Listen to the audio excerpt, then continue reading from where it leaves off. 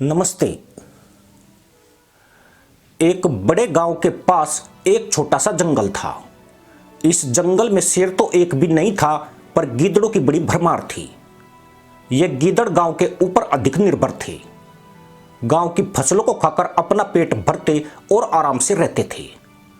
गांव वाले भी थोड़े जानवर प्रेमी थे, इसलिए उन्होंने इन गीदड़ से ज्यादा परेशानी महसूस नहीं की। सब कुछ ठीक ठाक चल रहा था, लेकिन अचानक जंगल में हलचल मचनी शुरू हो गई। एक गीदड़ के एक शरारती बच्चा पैदा हुआ। यह बच्चा गीदड़ इतना उत्पाती था कि उसने जंगल में खुरपात करना शुरू कर दिया। गीदड़ का बच्चा दूसरे छोटे जानवरों को सताने लग गया।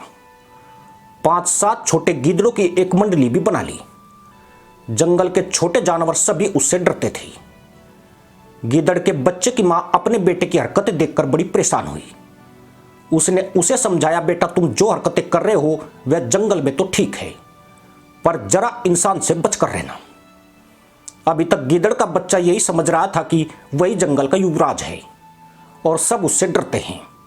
लेकिन जब मां ने इंसान का जिक्र किया तो उसकी उत्सुकता बढ़ गई। उसने पहले कभी इंसान को नहीं देखा था। गीदड़ का बच्चा सोच में पड़ गया कि क्या इंसान उससे भी शक्तिशाली है। वो इस इंसान की तलाश करेगा और उसे सबक सिखाएगा। लोमड़ी के बाद गीदड़ सबसे चालाक जानवर होता है। यह जानवर दूसरों की झूठन खाने और दूसरे बड़े शिकारी जानवरों के सारे अपना पेट भरता है। इसमें खुद इतनी हिम्मत नहीं होती कि कोई बड़ा शिकार कर सके, पर बावजूद यह हुकी हुकी बहुत करता है। गीदड़ के बच्चे को अहंकार हो गया था कि उससे ताकतवर कोई नहीं है, वही जंगल का भावी राजा है। लेकिन बीच में उसकी मां ने इंसान का जिक्र करके उसके अरमानों को थोड़ा धुंधला कर दिया।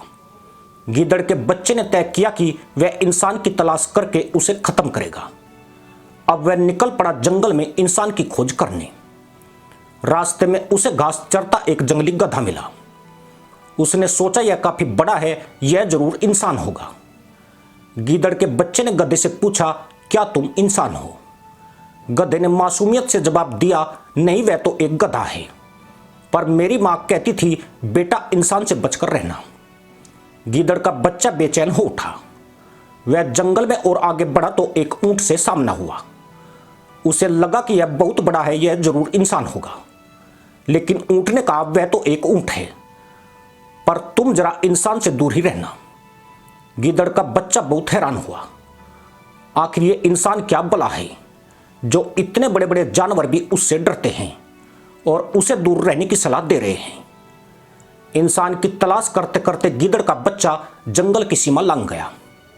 वह उस बड़े से गांव के खेतों में पहुंच गया जहां दूर दूर तक जंगली जानवर दिखाई नहीं देते थे। चारों तरफ हरियाली और पानी की नलियां बह रही थी। खेतों में लहराती फसलों की भीनी भीनी सुगंध उसके नुथनों से टकराने लगी। गीदड़ के बच्चे को लगा, यहां तो पहले ही शांति है, ऐसी जगह इंसान का मिलना मुश्किल है, क्योंकि इंसान तो उससे भी कहीं ज्यादा शरारती और खुराफाती होगा। फिर भी गीदड़ का बच्चा इधर उधर चक्कर काटकर इंसान की खोज करने लगा। गीदड़ के बच्चे से कुछ 100 मीटर की दूरी पर एक 8-10 साल का बालक अपने खेत की रखवाली कर रहा था। पिता जिम्मेदारी देकर गए थे कि बेटा कोई जंगली जंतु या पक्षी खेतों में आए तो जरा ध्यान रखना। बालक ने पिता को वचन दिया था कि वह अपने कर्तव्य का पूरी निष्ठा से पालन करेगा। तभी गीदड़ के बच्चे की निगाह उस छोटे से बालक पर पड़ी। गीदड़ ने सोचा कि यह इंसान नहीं हो सकता है, वह तो ऊंट से भी कहीं ज्यादा बड़ा होगा, पर इससे भी पूछ लूं, शायद इसने कहीं इंसान को देखा हो। गीदड़ का बच्चा चलता हुआ बालक के पास पहुंचा। अपने सामने एक छोटे गीदड़ को देखकर एक बार तो बालक भी घबरा गया, लेकिन तभी उसे एहसास हुआ कि वह बिल्कुल अकेला है, और जब कोई साथ नहीं होता तो उसकी हिम्मत ही सबसे बड़ा सहारा होती है। बालक ने किसी तरह अपनी घबराहट पर काबू पाया और गीदड़ के बच्चे से पूछा, उसे क्या चाहिए? गीदड़ के बच्चे ने कहा, वह पूरे दिन से इंसान की तलाश कर रहा है, क्या उसने कभी इंसान को देखा है? बालक की बुद्धि बहुत तीव्र थी। वह समझ गया कि मामला गड़बड़ है। यह गीदड़ का बच्चा उसके लिए खतरा बनकर आया है। बालक बोला, वह इंसान को जानता है, सिर्फ जानता ही नहीं, उसे पता है कि वह कहां रहता है। गीदड़ का बच्चा बड़ा प्रसन्न हुआ। वह तुरंत बोला, तो फिर चलो दिखाओ कहां रहता है वो इंसान। मैं उसे आज ही सबक सिखाऊंगा। बालक ने सोचा वह बुरी तरह फंस गया है। इस बेहुदा गिद्दड़ को अब कहां से इंसान को दिखाऊंगा। इंसान तो वह खुद ही है। पर बालक इतना भी समझ चुका था कि यह गिद्दड़ मूर्ख है और इसे फुद्दू बनाना ज्यादा मुश्किल काम नहीं है। उसके पिता ने कुछ दिनों पहले ही उसे सांपों की एक बांबी दिखाई थी। पिता ने हिदायत दी थी कि इस बांबी में जहरीले सांप रहते हैं। अगर कभी उधर को जाओ तो खाली हाथ मत जाना, अपने साथ लाठी जरूर रखना। बालक के दिमाग में तुरंत एक तरकीब आ गई। उसने गिद्दड़ के बच्चे से कहा, तुम मेरे साथ आओ, आज मैं तुम्हें इंसान दिखा देता हूं। गिद्दड़ का बच्चा खुशी खुशी बालक के साथ चल पड़ा। सांपों की बांबी से कुछ दूर पहुंचते ही बालक रुक गया। उसने बांबी की तरफ हाथ से इशारा करके गिद्दड़ से कहा, वो उधर टीला नजर आ रहा है, उसी में इंसान रहता है, लेकिन मुझे उनसे दूर ही रहने के लिए कहा गया है।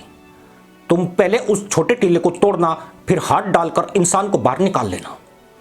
गिद्दड़ का बच्चा जोश से भरा हुआ था। इंसान से मिलने की उसकी उत्सुकता चरम पर थी।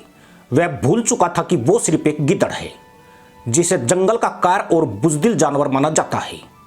वह केवल धोखा करने के लिए कुख्यात है, लेकिन इस बार उसका पाला इंसान से पड़ा था जो अच्छो अच्छो की हेकड़ी निकाल चुका है। गिद्दड़ का बच्चा बालक की बताई सांपों की बांबी पर पहुंच गया और फिर अपने पंजों से उसे कुरेदना शुरू कर दिया। बांबी के भीतर कोबरा अपने परिवार के साथ आराम फरमा रहा था। बाहर हलचल हुई तो वह भी सतर्क हो उठा। गिद्दड़ का बच्चा बांबी खोदता हुआ नहीं रुका तो सांप फुफकारता हुआ बाहर आया।